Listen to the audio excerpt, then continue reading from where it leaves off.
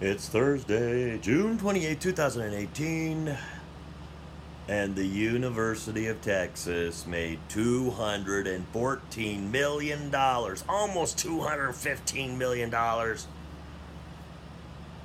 These schools make a lot of money, and it's in athletic revenue. Athletic revenue. And who generates athletic revenue? Why, that would be the athletes. And how much do the athletes get paid? Nothing. Zero, zilch, nada. Now, supposedly they get a scholarship. Well, they do. There's a lot of them that do, and there's a lot of them that don't. The top 31 schools on this list made over $100 million in athletic revenue. 100 million. 31 schools. Mississippi State is number 31, making just slightly over 100 million. Now, I get that there are expenses. But you make almost $250 million, and the University of Texas players aren't being paid. There's something not right. There's something not right. Now you talk schools like Notre Dame and Duke, they won't be on this list. Notre Dame and Duke don't exist on this list only because I think they're private schools, so they don't exist on this list. But at number one, you have Texas at 214 million, almost 215. Number two really surprised me. Texas A&M. Texas A&M has made $211 million in revenue. And I'm just trying to think, it's like Texas A&M, and I'm not really sure how Texas and Texas A&M make so much money in athletic revenue. But maybe it's because they're good in multiple sports. Texas A&M, though, in college basketball is average. In college football, they're pretty good. And sometimes they're great. But this is also fiscal year 2016-2017, in between that area. So this isn't the 2017 fiscal year. This is like 2016-2017, however they're trying to word this. But you have number 3 is Ohio State, number 4 is Michigan, number 5 is Alabama, number 6 is Georgia, number 7 Oklahoma, number 8 Florida, number 9 LSU, and number 10 is Auburn. Number 10, Auburn made $147 million on its own. Now, this is athletic revenue. I'm not sure what these schools make any other way. I'm not sure if they consider athletic revenue people that donate to build them like new athletic facilities and things of that nature. I don't know. It's vague. They talk about allocation, money being allocated, because these are public schools. Technically, they're public schools. So, they always say, let's say the University of Texas head coach gets paid $2 or $3 million. Let's say he gets paid $2 million a year. That's technically a public school. That is public money. By what I see. So they, of course, have to generate revenue so that they can, probably justify paying a coach that much money. But because I remember there was a controversy. There was a coach that might have been Nick Barnett. He was hired. He was making like a little over $1 million a year, and that's very expensive. And somebody complained that it's like, he's the highest paid public employee, and he doesn't even teach a class or something like that. I can't remember what the complaint was, but there was a lot of complaint because he was the highest paid public employee. It's like paying, I don't know, I guess it's like paying your top, public works guy that kind of money, maybe. But he's a public employee, paid for by the government. Who pays the government? We pay the government. We pay the taxes. So these schools bring in a ton of money. They really do. And they have expenses and whatnot. It kind of gets me into the whole thing is that why it's so tough to pay players, because this is technically public money? I mean, I don't know. I wish I knew more about the finances of this. It's just amazing to me that there are 31 college teams or colleges that make over $100 million in athletic revenue. Um, I don't know. Maybe this is another reason you can't really pay the players because it makes them public employees. Could that be a problem? Could that be a reason why we don't see why it's so tough to pay the players? Maybe there's something that nobody ever really explains of why these people can't pay, why we can't pay the players. Is it the difference between a private school and a public school where the money is private and it's being given by um, the fact of the matter is, though, you go to a public school, you still have to, if you don't get a scholarship, you still have to pay. You still have to pay to go there. So if you're not given a scholarship and you don't get any grants, that money comes out of your pocket. You can take student loans out, but you have to pay those back. So I still don't see why we can't pay our college athletes something. To me, even like, let's say you take the University of Texas. They had almost $215 million that they made in revenue. They say they had $207 million in expenses. Okay, that's fine. That gives you a little over $7 million in profit, if you want to call it that. Why can't some of that money be allocated back to the athlete that helped you make the athletic revenue? And I'm not going to mince words here. If your football program is killing it and they're making most of the money, then your football players should get most of whatever money is allocated. No offense to somebody that might play a sport that doesn't get quite the media coverage. If the University of Texas has a bowling team, I don't know if they do, but they're probably not generating a lot of TV revenue. Sorry, it's just probably not happening. The University of Texas volleyball teams probably aren't, generating a ton of revenue either. But those are also smaller teams, and it would be easier to, give 12 people maybe some money. Same with the basketball teams. The basketball teams can generate some of the. I'm guessing that Duke University's basketball team and maybe the University of North Carolina's and Kentucky's and people like that, their basketball teams generate a ton of money. And they don't have a lot of players.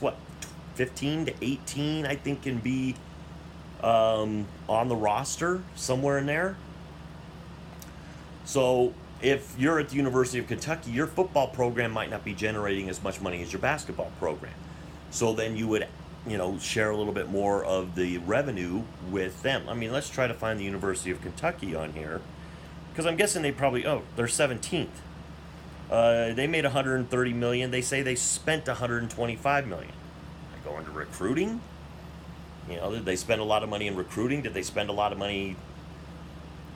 To me, I still think that there should be something in place to pay the players. It doesn't have to be millions. You don't have to pay these guys millions. These men and women that play these sports. You don't have to pay them millions, but to give them something on top of the education. It doesn't have to be a lot, but they can't feed a lot of these young men and women have, they do have families that they, some of them have families they have to take care of. Some of them have kids of their own. They might be 19, 20 years old, but that still doesn't mean they can't be a parent. And so they may have a kid of their own, and unfortunately a scholarship doesn't put food on the table for their child. So maybe giving them a little bit of money, could of course help, take care of some of that stuff.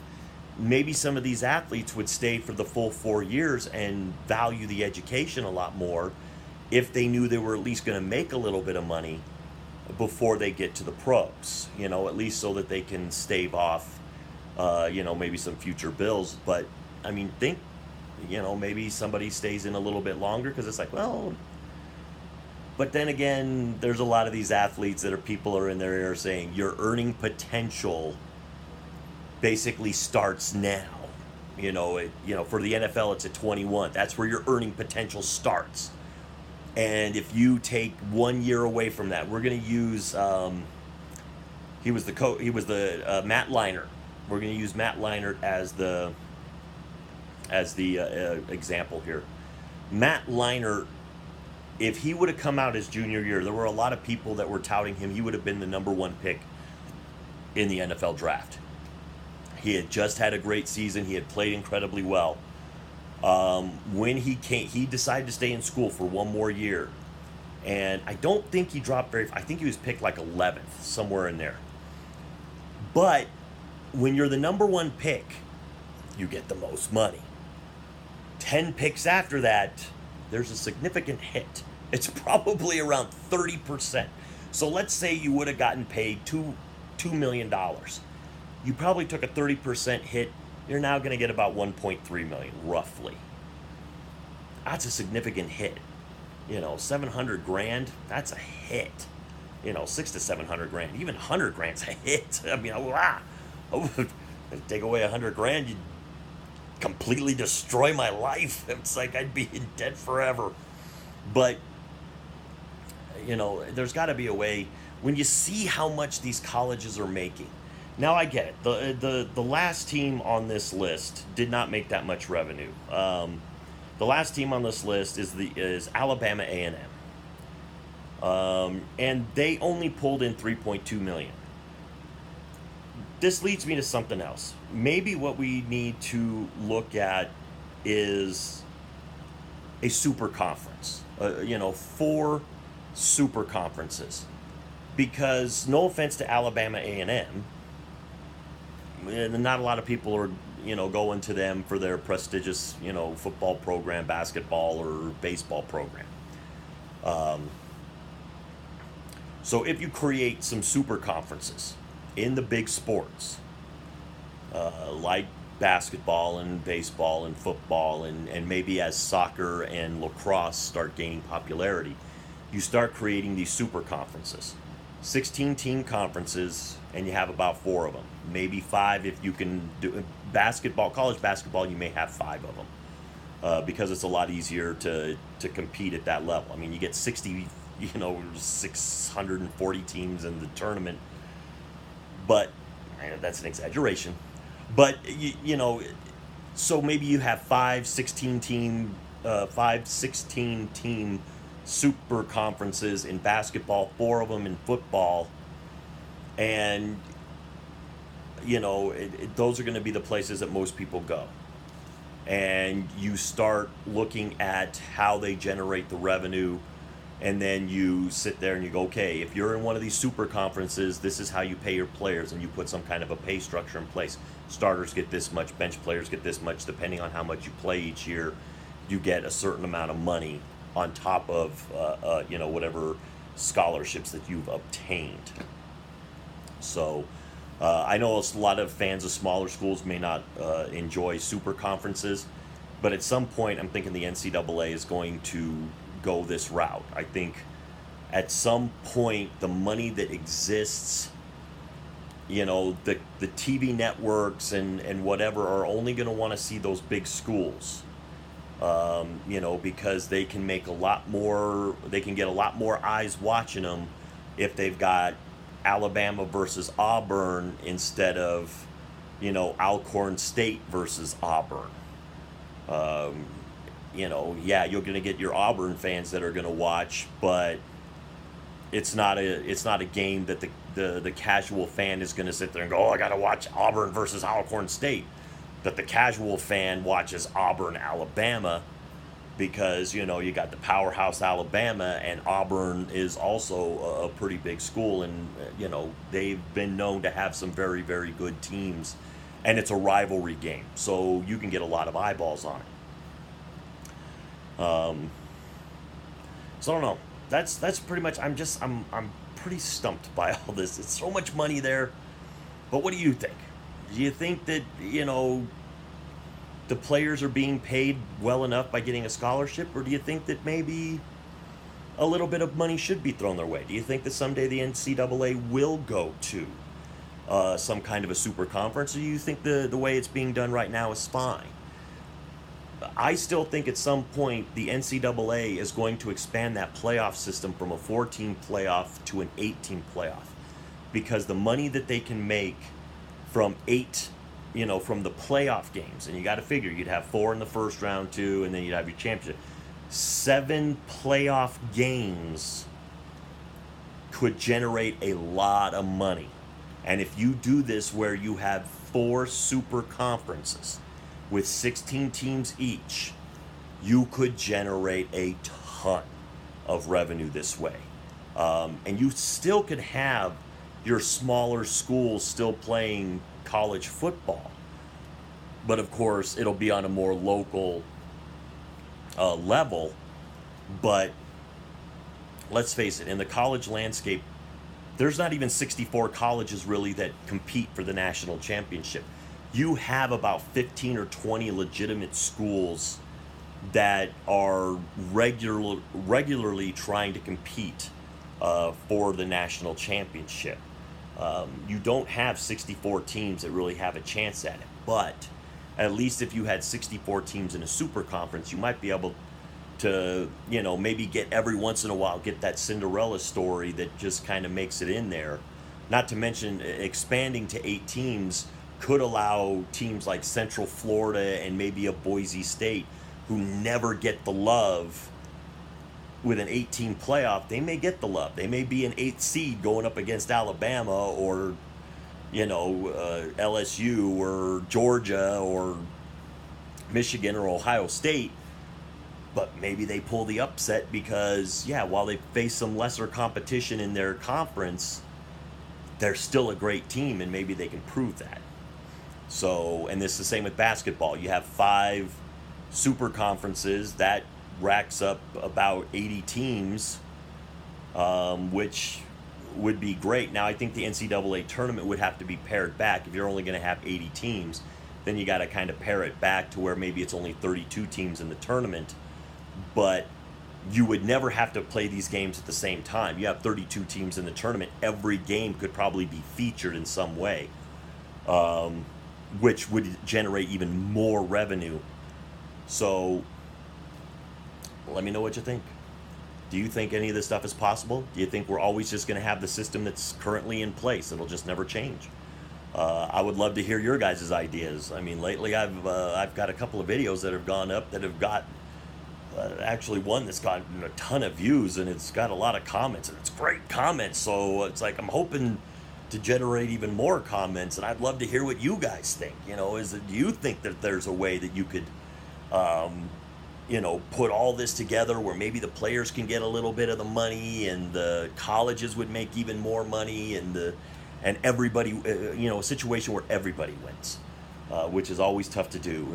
Usually somebody has to lose, but maybe in this case we could come up with a way that not everybody, that somebody or everybody does win in some way. So let me know what you think in the comments below. With all that being said, to the troops, past, present, and future, thanks for the freedom.